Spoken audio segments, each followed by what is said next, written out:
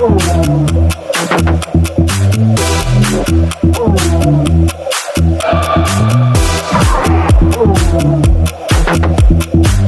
Sobat Brilian, perkenalkan aku Triva.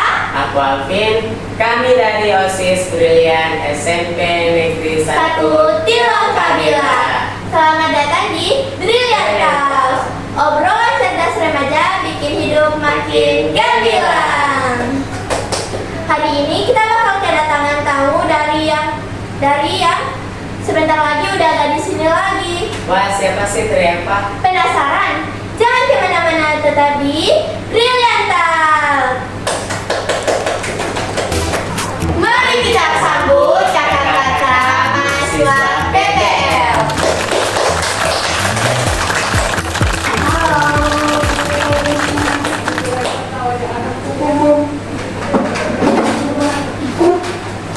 Halo kakak-kakak PPL. Hai. Selamat datang di podcast kami. Bisa perkenalkan diri dan dari universitas mana? Oke, hai, perkenalkan nama aku Fajriani AS, tapi kalian bisa panggil aku Kani. Aku dari Universitas Negeri Gorontalo, tepatnya di jurusan Pendidikan Bahasa Inggris. Hai guys, selanjutnya Kak. Perkenalkan, nama saya Martina Kermabin, kalian bisa panggil saya Tina. Saya mahasiswa Universitas Negeri Gorontalo, dari jurusan Pendidikan Ekonomi. Hai Kak Tina. Selanjutnya Kak, dipersilakan. Hai Sobat Brilian, perkenalkan, nama saya Muhammad Putra Megatrau, biasa dipanggil Kak Putra. Nah, saya dari Universitas Negeri Gorontalo. Jurusan saya itu Pendidikan Teknologi Informasi. Jadi, saya itu bertujuan di jurusan Teknik Informatika. Hai Kak Putra. Hai. Nah, sekarang saya ada pertanyaan buat kakak-kakak. Oke, yang pertama dari Kak Ani. Ya, apa tuh pertanyaannya? Menurut Kak Ani, apa tantangan terbesar yang mungkin akan dihadapi sebagai guru? Tantangan terbesar ya? Mungkin karena aku juga masih pemula, jadi ini pengalaman pertama mengajar di dalam kurun waktu yang cukup lama. Dan penglihatan aku sebagai orang awam, mungkin guru baru, guru-guruan mungkin ya namanya. Mungkin tantangan terbesarnya adalah memahami karakteristik siswa, karena itu kan beda-beda. Jadi mungkin penerapan pembelajaran aku harus belajar lebih banyak lagi, karena tingkat pemahaman siswa itu kan beda-beda ya. Jadi mempelajari karakteristik mereka mungkin menjadi salah satu tantangan terbesar untuk aku, untuk mungkin nantinya menjadi guru. Oh gitu ya Kak Ani. Nah, sekarang untuk Kak Michael, pertanyaannya adalah mengapa kakak memilih jurusan ini dan apa yang membuat kakak tertarik untuk menjadi guru? Oke, terima kasih. Nah, untuk saya memilih jurusan informatika, yaitu saya bertujuan untuk mengembangkan dunia pembelajaran terkait tentang informatika. Nah, mengapa saya ingin menjadi guru? Saya akan mengajar adik-adik siswa untuk belajar masa depan tentang teknologi, yang dimana masa depan itu akan menentukan cita-cita kalian. Oke? Wah keren banget jawabannya Kak Putra.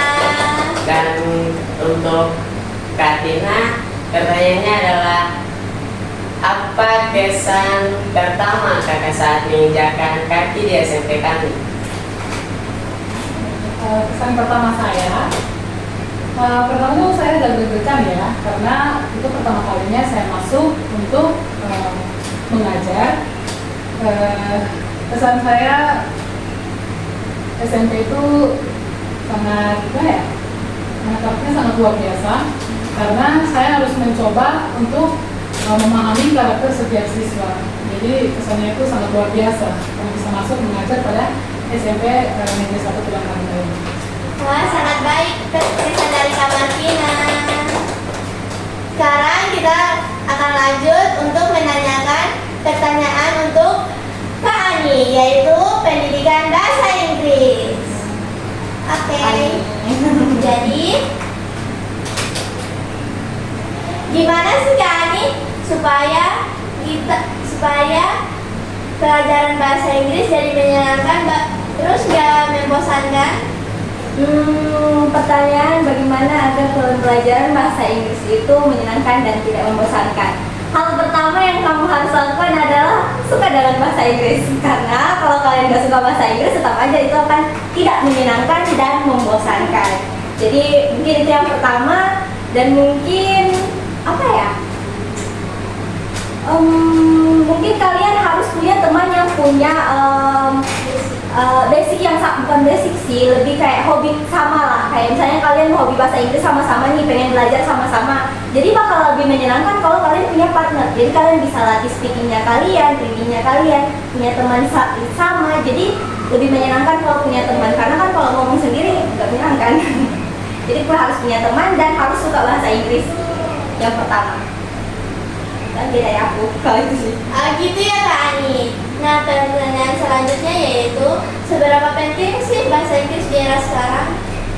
Menurut aku itu bahasa Inggris adalah salah satu hal paling penting karena melihat perkembangan teknologi sekarang, kalian pasti sering pakai website atau aplikasi-aplikasi untuk baik itu untuk hiburan ataupun pembelajaran. Nah, itu biasanya ada aplikasi atau website yang tidak menyediakan bahasa Indonesia. Kalian harus menelaah sendiri karena mereka menggunakan bahasa Inggris. Dan yang aku dapat ya dari kakak aku, dari kebetulan kakak aku udah kerja, dan mereka biasanya pelamar kerja itu butuh namanya bahasa Inggris. Setidaknya kalian tahu basic bahasa Inggris. Jadi bahasa Inggris itu sangat penting, apalagi untuk dunia kerja atau bahkan sekarang sebagai siswa kalian harus setidaknya bisa basic bahasa Inggris. Jadi harus rajin belajar bahasa Inggris. Oh, ternyata sepenting itu ya Kak Ani. Iya dong. Kita lanjut ke pertanyaan untuk Kak Tina sebagai pendidikan apa Kak Tina? Ekonomi. Kak Tina, menurut kakak seberapa penting sih memahami pelajaran IPS sejak dini? Nah, pertanyaan yang bagus ya, memahami IPS sejak dini. Bagusnya kita belajar IPS sejak dini itu supaya kita bisa memahami masyarakat, lalu kita bisa berpikir kritis, kita bisa peduli dan menjadi bijak. Jadi saat kita belajar IPS sejak dini, kita juga bisa membedakan negara Indonesia kita ini di mana letaknya, berbatasan dengan negara apa. Jadi kita tidak buta peta ya, mungkin istilahnya seperti itu, tidak buta peta, jadi kita bisa pahami. Ya, salah satunya juga buta webs gitu, jadi kita bisa pahami letak-letak, di mana letak sekolahnya SMP Negeri 1 Lengkapnya ini, atau di mana letak rumah kita gitu. Jadi belajar IPS itu sangat menyenangkan karena bisa menjadi peduli terhadap masyarakat sesama dan menjadi orang yang kayak tidak membeda-bedakan, jadi satu kesatuan seperti istilah kita yaitu ya sila ketiga ya, persatuan Indonesia. Jadi walaupun berbeda-beda kita tetap satu. Oh gitu ya Kak Tina. Nah, gimana sih Kak Tina mengubah pelajaran materi IPS yang katanya sih banyak hafalan jadi lebih menarik dan mudah diingat? Pertanyaan menarik ya, karena kami ya sebagai calon pendidik ya, kadang ada tantangan tersendiri bagaimana sih supaya siswa-siswi ini mereka bisa tertarik sama apa yang kami akan ajarkan pada mereka gitu. Jadi kita pasti mencari variasi tertentu, variasi dalam belajar, kayak kita menyampaikan materi melalui cerita, atau kita menampilkan gambar, atau mengaitkan dengan kehidupan sehari-hari. Jadi saat kita kasih pelajaran kepada peserta didik atau siswa-siswi, terus mengaitkan dengan kehidupan sehari-hari, pasti mereka tahu seperti ini yang terkait dengan ini, seperti letak geografis ya. Nah, seperti yang tadi saya bilang, bahwa kita bisa paham di mana sih letak sekolah itu, kita bisa baca maps juga, terus mengetahui peta. Jadi mengaitkan dengan kehidupan sehari-hari supaya siswa-siswi itu mudah mengingat. Wah, jawaban Kak Tina sangat menarik ya. Oke, pertanyaan selanjutnya kepada Pak Michael. Pertanyaan yang pertama adalah, apakah Kak Michael punya ide proyek aktivitas TIK yang bisa kita uji coba di sekolah? Oke. pertanyaan yang bagus nih dengan siswa Alvin. Saya itu punya ide yang mana produk digital. Jadi adik-adik bisa jika ada usaha, adik-adik bisa menggunakan website Linktree. Nah, di situ fungsinya untuk mempromosikan jualan-jualan adik-adik. Nah, kalau suka konsultasi sama bagaimana cara menggunakan websitenya, adik-adik bisa hubungi di sana. Oke? Oke. Lanjut. Pertanyaan selanjutnya, apa tips Kak Michael agar kami bisa memanfaatkan teknologi untuk belajar dan berkarya? Oke. Di sini saya memiliki 3 tips. Yang pertama, perhatikan cara menggunakan teknologi. Jadi adik-adik bisa menelaah bagaimana cara menggunakan teknologi dengan baik.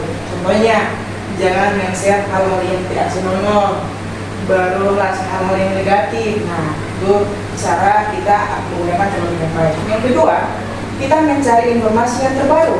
Nah, contohnya baru-baru saat ini ada berita tentang tsunami. Nah, bagaimana cara kita mengakses itu? Kita harus cari berita di Google atau internet. Yang ketiga, kita harus mencapai yang ketiga, yaitu kita harus mencapai pembelajaran melalui teknologi, di mana kita bisa mengakses materi-materi pembelajaran berkaitan dengan mata pelajaran yang ada di sekolah. Oke? Nah, setelah kita melakukan sesi tanya jawab kepada satu persatu kakak PPL, kita akan melanjutkan dengan pertanyaan penutup yang dimulai dari Kak Ani. Oke, Kak Ani, selama program di sekolah ini, ada gak sih pengalaman paling berkesan untuk Kak Ani? Untuk pengalaman berkesannya seperti yang aku bilang tadi, ini adalah kali pertama aku mengajar di sekolah dengan jangka waktu yang cukup lama, 3 bulan 10 hari. Jadi itu mungkin salah satu pengalaman berkesan karena adalah pengalaman pertama. Dan yang kedua adalah selama mungkin menemani kalian membentuk podcast untuk episode pertama yang kita membahas tentang laut. Itu adalah salah satu pengalaman berkesan karena aku harus mengarahkan kalian untuk pede ngomong di kamera, sedangkan sepertinya aku agak sedikit malu untuk ngomong di kamera, tapi good job, kalian pengurus sangat baik. Semoga kedepannya podcast Brilian bisa lebih banyak lagi episodenya dan membahas hal-hal yang mantap. Terima kasih Kak Ani. Selanjutnya, Oke, pertanyaan selanjutnya kepada Kak Martina. Apa harapan kakak untuk kami para siswa dan juga untuk program PPL kakak ke depan? Oke, terima kasih untuk pertanyaannya ya. Harapan kakak untuk adik-adik sekalian ya, pada sesi itu aku berharap kalian jangan bukan jangan ya, kalian tuh harus berani bermimpi, ya. Terus mau belajar dari kegagalan. Jadi kegagalan itu bukan sesuatu yang kayak sudah gagal terus tidak mau mencoba, karena suatu kegagalan itu suatu pengalaman yang kalian akan mencoba untuk mencapai suatu keberhasilan. Terus jangan pernah merasa sendiri, tetap berjalan untuk mencari motivasi yang bisa membangun kalian untuk kedepannya kalau mencapai apa yang kalian inginkan. Terus untuk program PPL ini ya, saya berharap itu bisa menjadi ruang tambah yang tidak hanya membentuk guru terampil tapi juga yang berhati. Terus semoga kedepannya PPL ini menjadi pengalaman yang refleksi, inovasi dan kolaborasi, di mana kita sebagai calon pendidik ini belajar memahami dan mendengar ya, memberi dampak bagi sekolah dan siswa-siswi di sini. wah, terima kasih banyak untuk harapannya. Selanjutnya, terima kasih banyak untuk kakak-kakak PPL sudah mau berbagi cerita di podcast ini. Apakah ada kata-kata untuk penonton setia di podcast ini yang mungkin akan diwakili oleh Pak Putri? Kata-kata hari ini, teknologi bukan alat yang digunakan, tetapi adalah jembatan untuk menuju masa depan.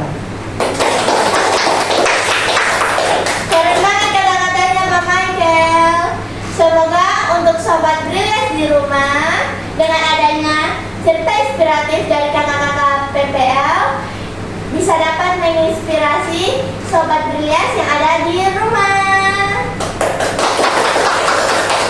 Wah, gak kerasa ya Tifa, waktunya udah mau habis. Iya nih, bener banget. Semoga dengan adanya cerita tentang pengalaman kakak-kakak mahasiswa dapat menginspirasi Sobat Brilians yang berada di rumah. Jika Sobat Brilians mempunyai pengalaman atau cerita unik, bisa langsung DM ke Instagram dan bisa juga melewati email. Saya Triva, Saya Alvin, pamit undur diri. Tetap semangat dan jadi Brilians. Sampai jumpa di podcast Brilian. Bye. Dadah.